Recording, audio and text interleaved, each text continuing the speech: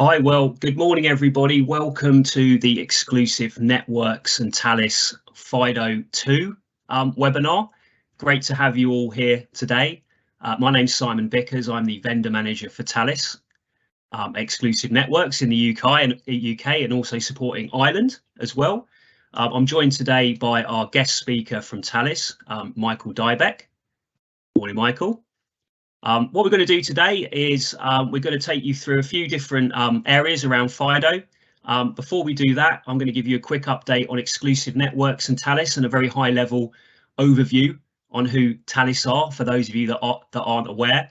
I'll be passing over to Michael, who'll be taking you through the Thales FIDO offerings, and then we'll be finishing up with a short quiz. So it'll be a chance to test your knowledge on the subject matter today, and if you've got a very fast trigger finger, there's also a chance to win an Apple AirTag potentially as well, so please do stick around for the end. Also, if you want to ask questions, feel free to tap them into the chat. We might answer them during the presentation if relevant. If not, we'll save them towards the end, but looking forward to going through this with you. Michael, if we could just move on to the first slide, please.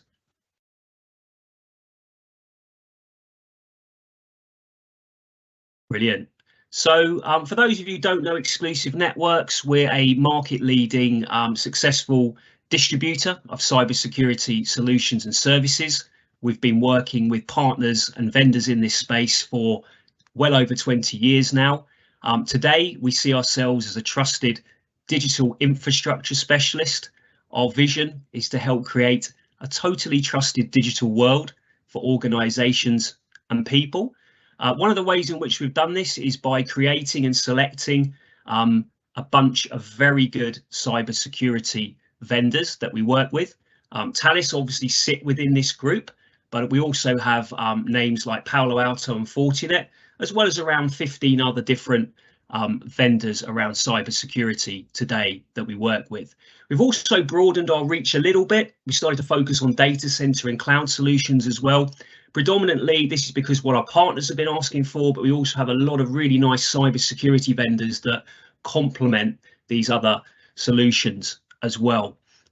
One of the other reasons for success has really been the people within Exclusive Networks, but also the people within our wider business ecosystem. Our vendors and partners have all helped towards this success. We do like to have people that are skilled within the business. We're very proud of the stat that we have for every salesperson, 2 technical people, and we're always looking to help address that cybersecurity skills gap. One of the things I'll point out this year exclusive is the Academy program. We're looking to take in people from university, bring them into the business, train them up for 2 to 3 years for free, pay them, expose them to the world of cybersecurity and our vendors as well. We've also got full global scale, but we've managed to maintain an agility and a focus on cybersecurity, which has made us very successful. If anyone doesn't know about Exclusive, if you have any questions, please do feel free to reach out. We'll be happy to answer them for you as well. Next slide, please, Michael. So Thales themselves, now I'm aware that the word Thales means different things to different people.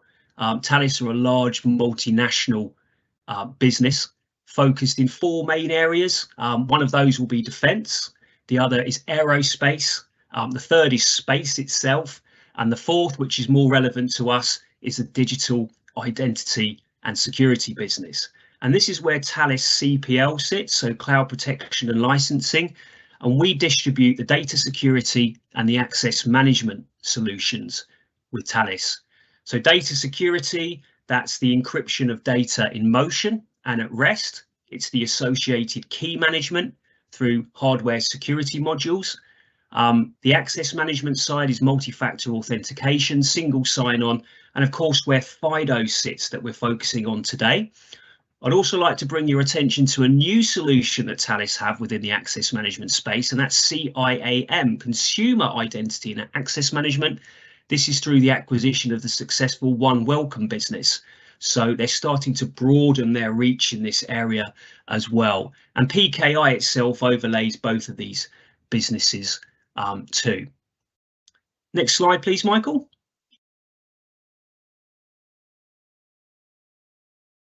So just finally to sum up, what do we exclusive offer our partners? What's our value add? Well, we've been working with Thales for a long time. We have a very strong relationship. We're very well integrated into the business. Hopefully, this makes it easier for you as a partner to do business with Thales and Exclusive Networks. It's a very large vendor for us, primarily because Thales address a broad range of data security use cases. There's a very large market out there for you as a partner to address using those solutions that we've just looked at. We've seen lots of growth over the last few years as well. Hopefully this gives you an assurance that this is a very good, interesting business to start working with. Exclusive Networks ourselves, we have lots of resource to help you as a partner. Within my channel sales team, I have sales experts, people that are knowledgeable on Thales's programs, processes, the market, able to help you as a partner sell more Thales. We're backed up by other teams with Exclusive Networks. Our marketing team, very successful, worked very closely with Thales last year. For example, we launched over 90 campaigns into the channel on Thales. This team are here to help you sync with your marketing people to go to market on Thales. And we're backed up by a very good technical team within Exclusive as well. We're able to offer pre-sales, post-sales and training to you as a partner. Just focusing a bit more on the support offerings that we have, we're trusted to look after over 1,000 different end users through our support centre in the UK. But we're also able to help partners become trained up to deliver this support as well. So if you're a partner that's more service orientated, or you're looking to add a service wrap into data security or identity and access management, then we can help you train up, plan out your own services around these products as well. For technical people on this call, please keep a lookout for our invites to our technical leadership community. These are biannual events where you can get under the hood on these Thales solutions, get access to experts at Thales in particular areas. These are very successful, very interesting. The next one's in October, so please keep a lookout for that. It's a great community where we share a lot of knowledge and ideas and best practice in cybersecurity space. And finally, just to conclude, if you're in a sales position, please do check out our LinkedIn community. We've built up a very large pool of end users within the cybersecurity space where we're engaging with them in very interesting topics around cybersecurity. We're welcoming more of our partners into this space as well to get involved. So it's a great opportunity for prospecting and engaging different customers. Finally, we're in a very privileged position in distribution where we have a holistic view. We've invested in some fantastic business intelligence tools in the last few years at Exclusive Networks.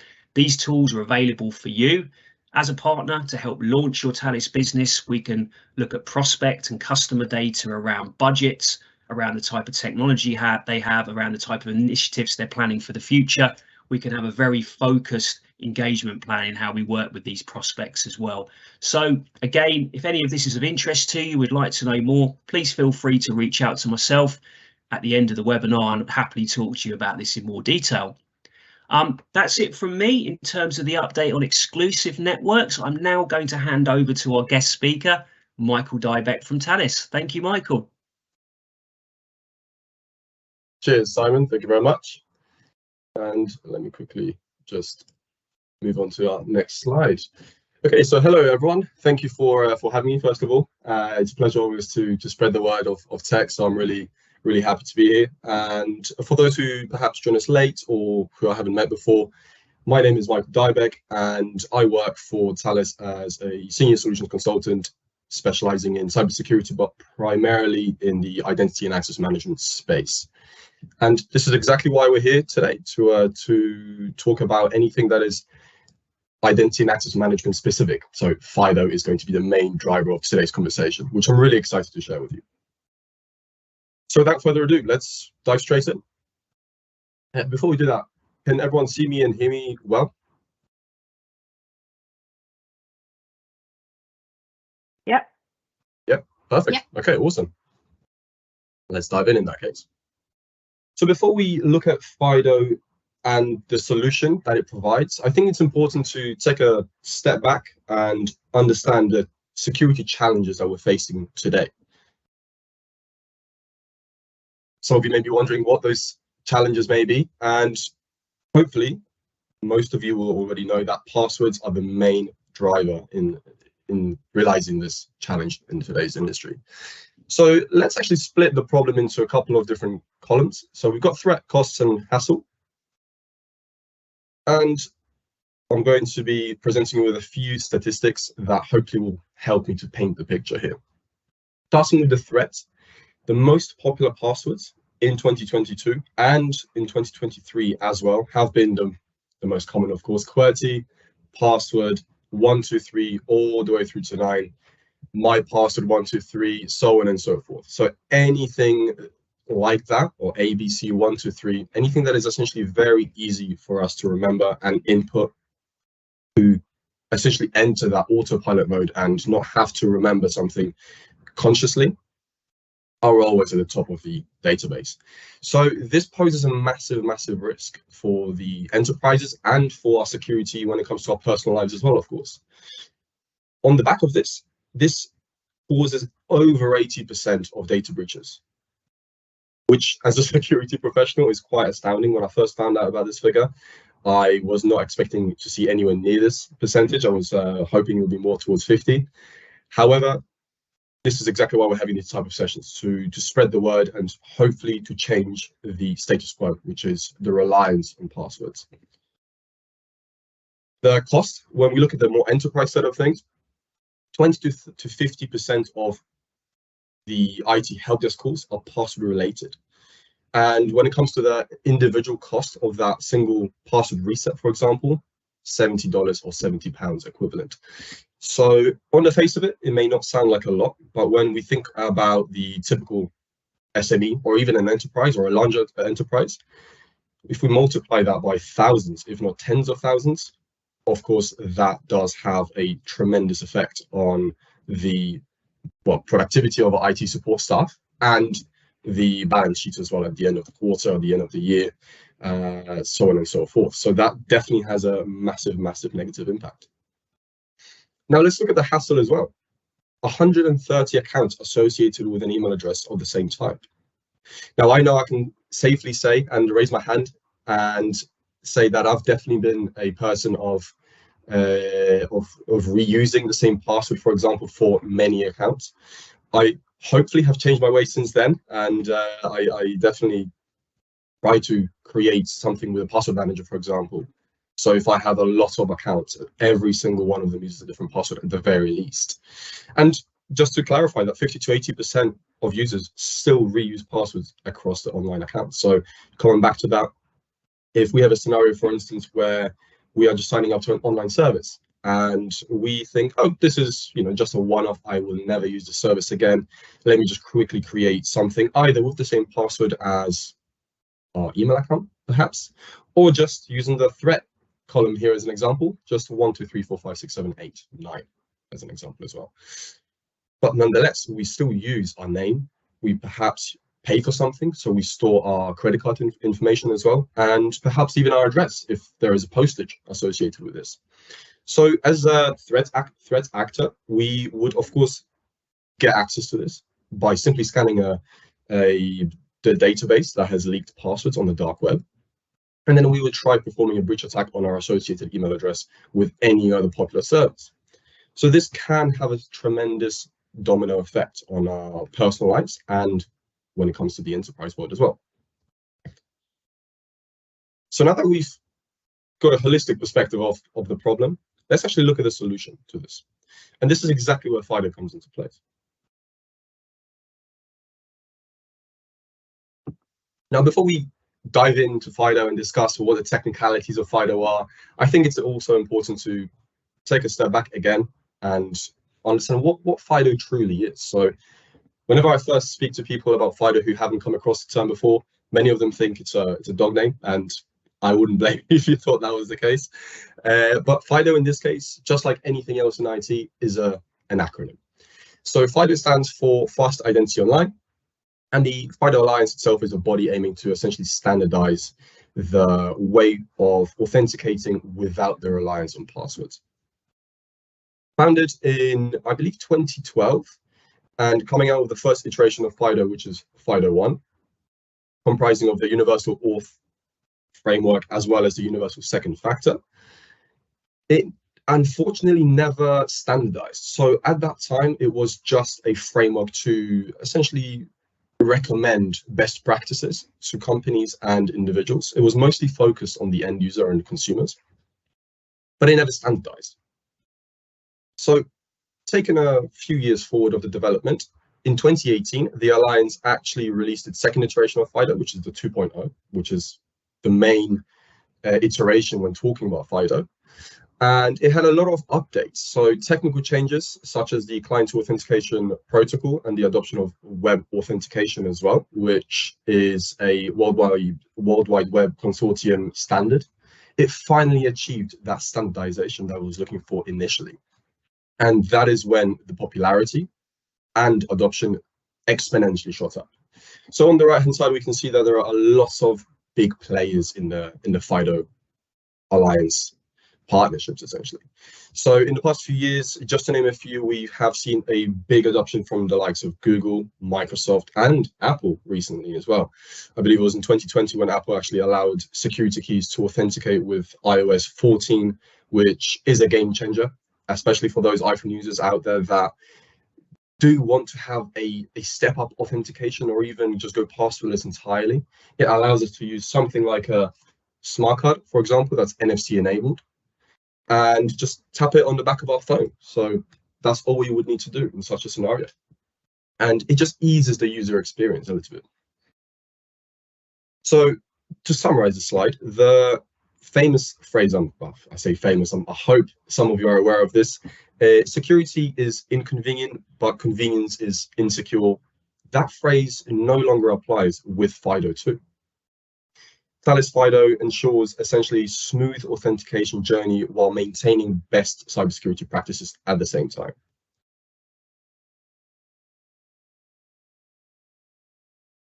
Continuing on from the previous slide, I just would like to showcase the graph that you can see here and the very simple user journey here. But just to summarize as well, how many players are in the FIDO space at the moment? There are over 250 enterprise members of the Alliance, with over 600 certified solutions available on the market today. So it's by no means a small topic. Again, it's definitely a situation where we have to look at our requirements and think that, okay, well, if we are after a user experience increase while keeping up with best practices, FIDO is definitely the way to go. However, it's important to distinguish certain requirements from others. So FIDO is not always going to be the best fit for enterprises, especially where there are many variables in place and we need to actually analyze what we are looking at. From a personal standpoint, I would advocate for FIDO 9 times out of 10 because of its ease of use and the differentiating form factors. So for example, I've got a USB-A token with me right here. I've also, just as shown previously, I've got an NFC enabled FIDO smart card. It can be a USB-C token. So there are so many different ways of actually using and complying with the standard. When we look at the enterprise side of things, we have the certifications on top of FIDO. So FIPS 140, for example, is the American counterpart, and the common criteria being the European one. This is what enterprises look for, especially if they are in a vertical that is a highly regulated one.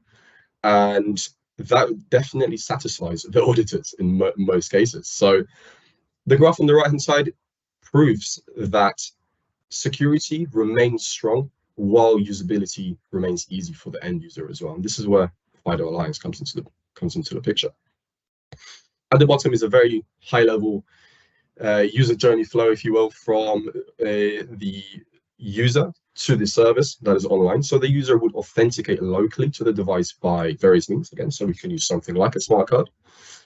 Then the authenticator in this case is a security key. And then the device simply authenticates to the user online using a public key cryptography, which is a way of FIDO working in the background, essentially.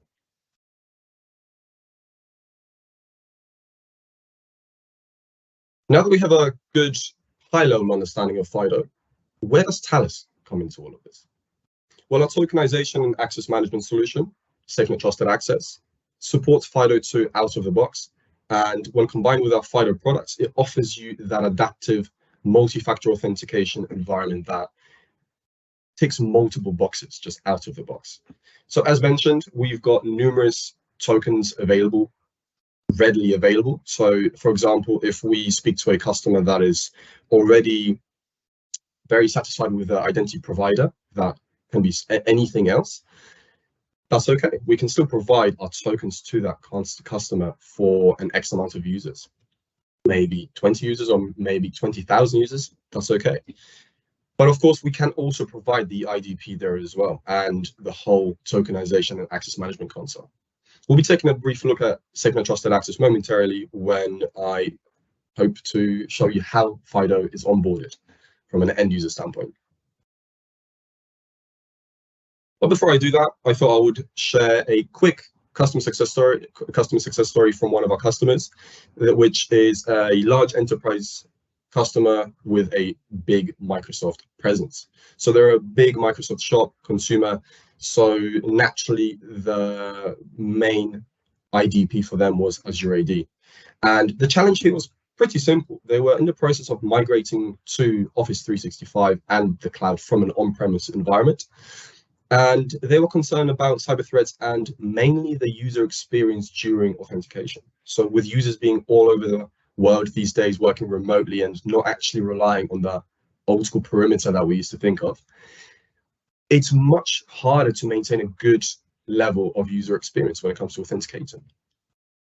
So the solution here was working with Azure and Microsoft as their identity provider and actually using our SafeNet eToken FIDO sticks to provide users who did not have a mobile phone with an authenticating application on it to have a passwordless experience. And in turn, this ensured a high level of protection against attacks thanks to a non-phishable device that FIDO is. And of course, it completely removed passwords from the whole equation as well. So we're killing two birds with one stone here.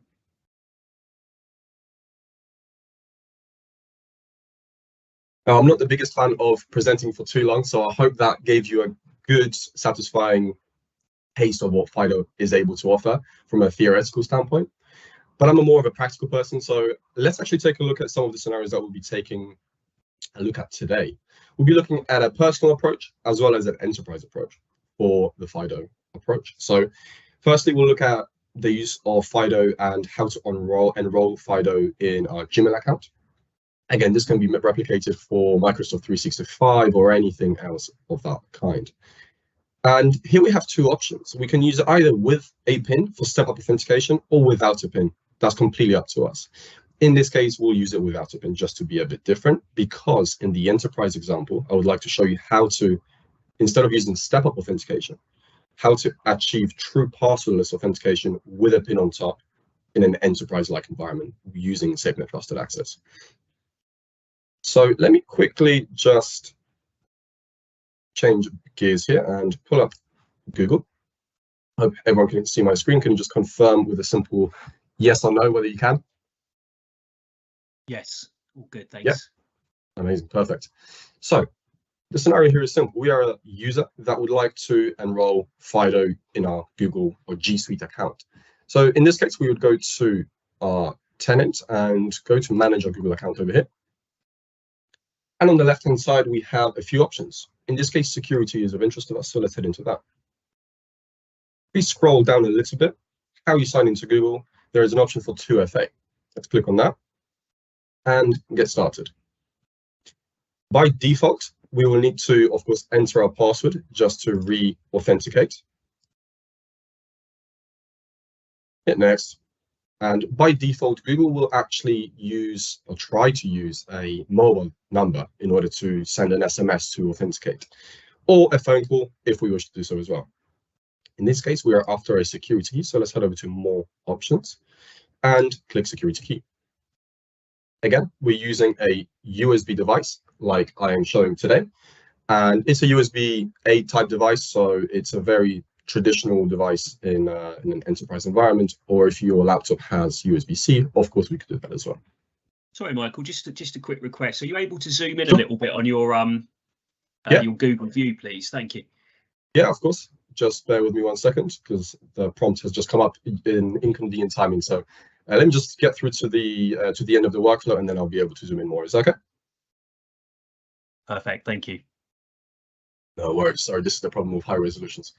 The process of registering the FIDO token here is very straightforward. So we get a prompt automatically to confirm that we would like to continue the setup. And of course, we would. In this case, my FIDO token is already inserted into the USB reader. And what we need to do is provide some sort of awareness to the token by touching the reader on the token itself. And that's that.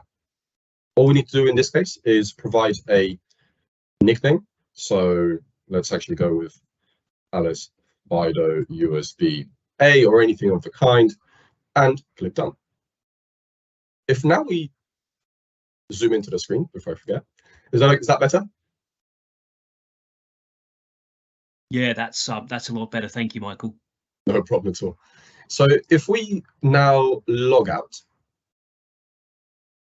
and look to sign back in, we still need to provide a password. However, hopefully, we now need to also step up authenticate using our FIDO device here. So we need to touch it, and that's that. We are through. Don't ask on the next device. That's fine. And hopefully now we are through to our security or homepage dashboard here. So this is an example of a personal environment where we can perform step-up authentication with something that we physically have on our person. It makes it tremendously more difficult, or much more difficult, for the threat actor to do anything remotely when it comes to authenticating. For example, if we compare this to an application that is probably the most common way of 2FAing or MFAing today, that is also good. Of course, that has benefits all around. However, it's much more hackable, if you will. So, for example, if we have a threat actor that has access to a tenant, they can just keep clicking the send notification button until we get simply fed up and just approve the request and then grant them access. There is, of course, other techniques of spoofing the application entirely so that they can just have it on their phone. So in this case, FIDO plays a tremendous level of security by allowing us to have something physically on us that we can further protect using a PIN, just like I'll show you in a second. So, switching gears, by wanting to de-enroll this, it's just as easy. So, for instance, if we are to go back into security and we no longer want to use our FIDO stick, that's okay. Let's head back into two-step verification again. Go into our security key and simply just remove it. And then we're again defaulting to that traditional email and password, which is of course not recommended, but just as an example, gives you an insight of how that workflow looks like. So now going back to our scenario breakdown, this is covering the personal side of things. Or even if your enterprise is using G Suite, then this still could be relevant for that enterprise environment as well, if you are interested in step-up authentication. But when it comes to true passwordless experience, let's look at SafeNet Trusted Access and how that brings everything together using FIDO. So I've created a user, to translate from Spanish, thank you. Looking at a user that I've created called TLC user 001, just as a test user. Let's log into the user portal. Now, this is a workflow that allows the user to have a self-service capability of enrolling a token of their choice. In this case, the policy specifically asks for FIDO or a security key of any nature. Keep in mind, this user has never logged into the user portal before. This is a fresh user. Imagine starting last week, finally being granted the laptop and the access from IT. This is the first time they're seeing this. So the idea here is to be as simple as possible and as frictionless as possible, most importantly. So, of course, we would like to add an authenticator. But before we do that, we need to head over to our Gmail account and verify our email address, just as requested. So we have our 6-digit code over here, then we'll copy and paste. And we're through. So in this case, as mentioned, the policy enforces us to use a security key, a built-in sensor, so anything from a biometric device essentially, or a passkey. So let's submit this. Again, my USB token is inserted into the machine. So we'll go continue and continue again. Following the same workflow, we need to tap it to activate it. And the policy here acts a little bit differently from the one we saw in the previous example, whereby we need to put some sort of pin on top of this to allow us an extra layer of security. It's something that we have, but also, let's say someone takes our token away from us or steals it or anything, we lose it, and then it's a worrisome situation. We have something that we know as well. So it just adds a peace of mind. So let's go with something pretty straightforward that we know, but is also at least six characters in length, and it's okay. We need to confirm by tapping. Great, and again. And similarly, we need to provide a nickname. So Thales FIDO USB-A. Hit continue, and we'll try to log in again by providing the same parameters. And just like that, we should be into our dashboard like so. Now, that's pretty much it from the workflow. From the end user standpoint, of course, there are a few things we could tweak as an administrator. So for example, we could remove the use of a PIN entirely if we wanted to. We could add a step-up authentication in an enterprise environment as well. We could add an alternative way of authenticating. So just as we see over here, we have a pattern-based authenticator in case the user has, let's say, lost the FIDO token. So that is probably the most common question we get. What are the options when we actually lose our wallet that contains our NFC-enabled FIDO smart card? Or when I pull my keys out and they fall down the drain and this is associated with them? That's not a problem. We can have up to 3 tokens to authenticate with to our portal. So in this case, we've got 2. We've got the security key. We've got Gridshore, which is a pattern-based authenticator. But we can also add our Mobile Pass Plus, for example, app to it as well. So we can have some sort of differentiation there. That is it from the demo standpoint. I will just jump back to our slides, and we can put a tick next to the personal, tick next to the enterprise. And I will thank you all for listening to me talk for the past 25 minutes.